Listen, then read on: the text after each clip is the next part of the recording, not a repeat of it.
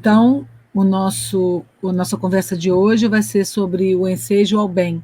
Esse texto começa com um, um extrato do Evangelho de Mateus, capítulo 26, versículo 50, onde Jesus, né, o texto diz assim: Jesus, porém, lhe disse: Amigo, a que viestes? Então, aproximando-se, lançaram mão de Jesus e o prenderam. E aí começa, né, vem um textinho de Emmanuel. É significativo observar o otimismo do mestre, prodigalizando as oportunidades ao bem até o fim de sua gloriosa missão de verdade e amor junto aos homens. Então a gente vê aqui que Jesus, embora espírito iluminado, sabedor do que viria à frente ali, das dificuldades que ele enfrentaria, das decepções que ele enfrentaria, porque Judas fazia parte daquele seu grupo, né? Ele já tinha até, inclusive, falado sobre isso na ceia, né, no dia anterior. Ele ali, nesse momento, ele não esboça nenhuma revolta, nenhuma decepção, né, como espírito superior que ele era. Ele estava ali com muito amor, ainda assim, eu vou dizer, exercitando, né, aquele perdão que ele exerceu até o seu momento derradeiro na cruz, né? E aí continua o texto: seu coração misericordioso proporcionava ao discípulo inquieto o ensejo ao bem até o derradeiro instante. Então, eu entendo aqui que Jesus estava ali dando a oportunidade, né, que aquele discípulo que estava ali, né, que Judas poderia mudar ainda, dando a ele a chance de mudar, a oportunidade dele mudar de ideia, né, de modificar aquela situação até o final, né? Embora ele soubesse que tudo isso ia acontecer, ele não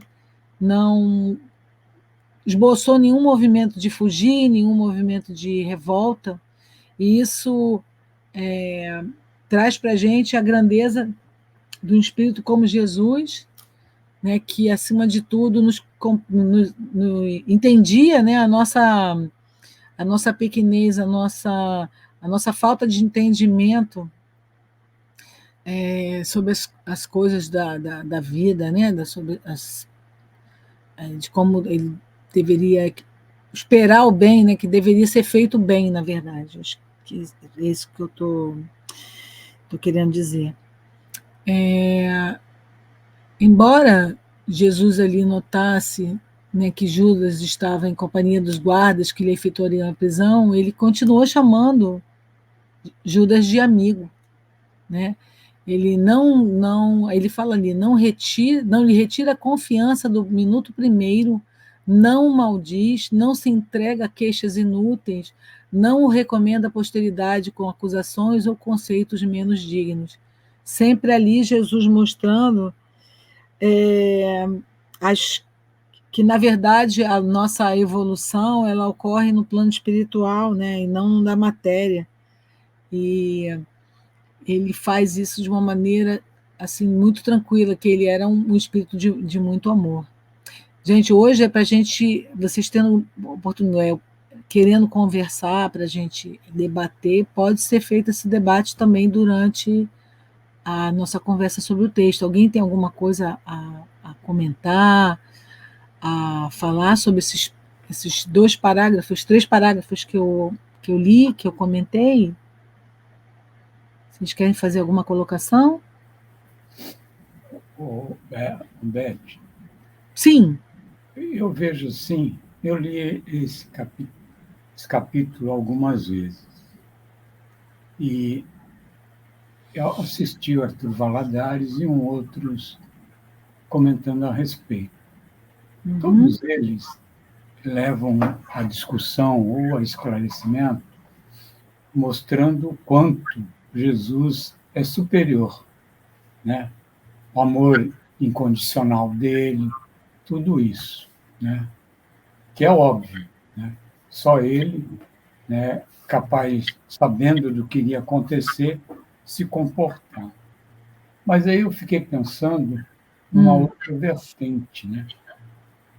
Que é um texto para a gente refletir o nosso comportamento diante das adversidades, né? Porque a gente pode passar a enumerar as qualidades, o amor incondicional de Jesus, que é conhecido de todos, senão ele não seria o que foi e o que é.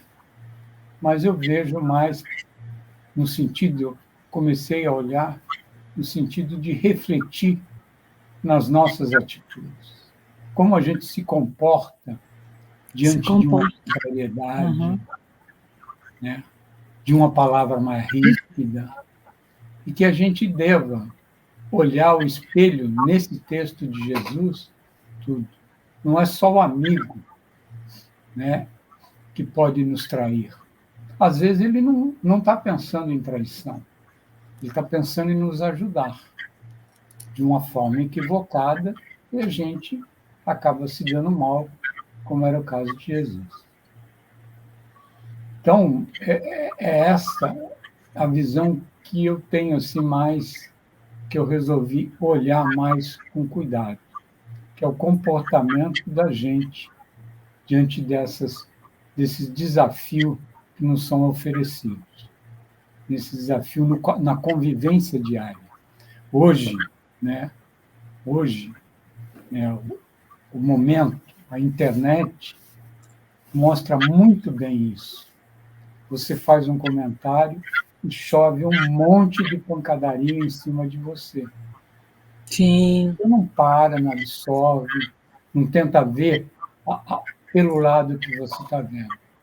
Então, eu acho que é esse texto, né, que fala das agruras de Jesus, sabendo tudo que ele ia passar, né, e relevando tudo isso, que é o exemplo que a gente deveria seguir, ou pelo menos tentar, minimamente, buscar isso. Porque eu acho que daí seria um efeito cascata. Tem até um que fala sobre de quando Saulo estava expondo Estevão não reagiu, falou calmamente, né? E quantas vezes a gente não vê isso no dia a dia, que alguém parte agressivamente para cima de outro e a pessoa calmamente ouve, responde e o outro fica sem ação. Esse é o caminho, né, que a gente custa a ver. Era isso aí, o meu ponto de vista, a forma como eu vi esse ensejo, porque isso daí é um convite a fazer o bem, é um convite a gente agir bem, e não sobre impulso, Isso. sobre raiva, né? Sobre vingança. É um convite a gente agir para o bem, em qualquer situação que a gente esteja. É isso Agir aí. com calma e com sabedoria, né? Porque Jesus era como era muito elevado, ele entendia o que estava se passando ali, né? Eu acho que ele tinha um outro entendimento. E a gente, no nosso dia a dia, com as dificuldades que a gente encontra nas relações do dia a dia, às vezes eu costumo dizer que a gente não sabe o que está, às vezes, até fazendo com que aquela pessoa, com que a outra pessoa que está, com quem você está lidando, esteja tomando certas atitudes. Você não tem nem informações para isso. Porém, não sabendo entender o que ali você precisa ser paciente, que você, como você falou aí, precisa ouvir, não tem que reagir, há uma possibilidade de uma reação em cadeia, porque quando um não quer, dois não brigam, né? Então você vai conseguir, de repente, ter paciência e não levar a situação para uma questão extrema. Você falou na internet, eu vejo brigas de trânsito, é a mesma coisa, né? Às vezes as pessoas se confundem com as coisas, né? Não tem Beth, paciência de ouvir. Pode falar. Beth, vocês focaram muito bem na direção que Emmanuel tomou. Mas eu percebo um outro ângulo também. Vocês focaram o da boca para fora. Jesus tratando os outros pelo bem, independente do que os outros estivessem fazendo para ele. Mas se nós olharmos também da boca para dentro, pensando em termos de vibração do bem, como você também disse, foi o Itamar, Jesus era um ser superior. Ele já vibrava naturalmente no bem. A outra alternativa teria sido ele, ao enxergar Judas, fazer como nós faríamos: praguejar, ofender, reclamar. Mas isso, para que ele fizesse isso, ele teria que mudar seu estado vibratório. Ele teria que se nivelar com as vibrações de Judas daquele ambiente, o que para ele já era uma impossibilidade. A vibração natural dele é a vibração do bem. Então, da boca para dentro, esse é o estado dele. E ele não se deixava, isso me lembra uma história zen, que você deve conhecer, mas não temos tempo para ela aqui agora. Mas ele não deixava que a vibração de fora alterasse a sua vibração de dentro. Ele vibra assim, ele era assim, ele existia e vivenciava a vida daquela maneira. E ele não se dá nem ao trabalho, nem sequer ele força, já para ele teria uma forçação, baixar sua vibração para replicar, para maldizer, para reclamar, para opor resistência a Judas, como qualquer um de nós faria. Ele transcendeu esse momento, a sua vibração estava estabilizada na faixa do bem. E assim ficou independente de qualquer que fosse a vibração que recebesse de fora para dentro. Porque esse era ele. Assim. Simples assim, né, Vidal? Pois assim. E assim, se a gente pensar que ele levou isso até o final, porque no final, né, quando ele pede ainda que o pai perdoasse aqueles que não estavam entendendo, né? Que eles não sabiam o que estavam fazendo. Então ele tem um entendimento totalmente diferenciado, porque ele sabia que a gente não, já naquele momento e hoje em dia a gente vê que a gente não tem a maturidade espiritual, que eu posso dizer assim, né, que ele tinha de encarar aquilo ali, de entender da nossa pequenez, né, da nossa imaturidade enquanto espírito. Nossa infância espiritual. Da infância, é isso aí, da nossa infância espiritual. E ele deixou um exemplo, esse exemplo que ele deixa para a gente é um exemplo muito forte, porque não era só uma discussão, ele estava ali lidando com pessoas que eram do seu convívio, de sua confiança, e ele provavelmente também sabia que aquele papel que fez Judas, que teve Pedro, né, que todos eles estiveram ali, foi necessário para que ele ficasse como exemplo, né? Ele devia ter um entendimento muito, muito, muito, muito grande mesmo, para se permitir fazer uma prece ao Pai pedindo por nós, né? Até naquele momento ali, pela nossa imaturidade, pela nossa infância, né? Pelo nosso engatinhar ainda na vida espiritual. Eu queria só falar o seguinte: o amor que eu acho incondicional, humano, que mais se aproxima a esse amor de Jesus é o amor de mãe, né? A mãe que às vezes tem um filho preso, sabe que cometeu um grave erro, ela continua gostando do filho, ela continua visitando, continua apostando que ele vai melhorar. E eu acho que o amor incondicional de uma mãe é o que mais se assemelha ao amor de Jesus, que a gente ainda não é capaz, né, de realizar. A gente tem como exemplo, e ele sabe isso, né? Ele sabe que a gente ainda não está preparado, mas ele acredita que a gente vá, né, na tentativa de encarnações em encarnações, melhorando, né? Quando ele diz que eu sou o caminho, a verdade e a vida, né? É exatamente para que a gente busque nesses exemplos dele, nos esforçarmos, né? para a gente ir melhorando, porque a gente está reencarnado para isso. E a gente pode se autoavaliar no nosso dia a dia, como a gente vem reagindo, como reagíamos outrora, antes de saber dessas verdades do Cristo, e como atualmente estamos reagindo, que aí nossa responsabilidade é muito maior, né? Sim, perfeito. Então vamos aqui ao último parágrafo. Nesse gesto de inolvidável beleza espiritual, ensinou-nos Jesus que é preciso oferecer as portas ao bem, até a última hora das experiências terrestres, ainda que, ao término da derradeira oportunidade, nada mais reste além do caminho para o martírio ou para a cruz dos supremos testemunhos. É forte essa frase, né? Então, vejo ali que temos que estar sempre abertos a,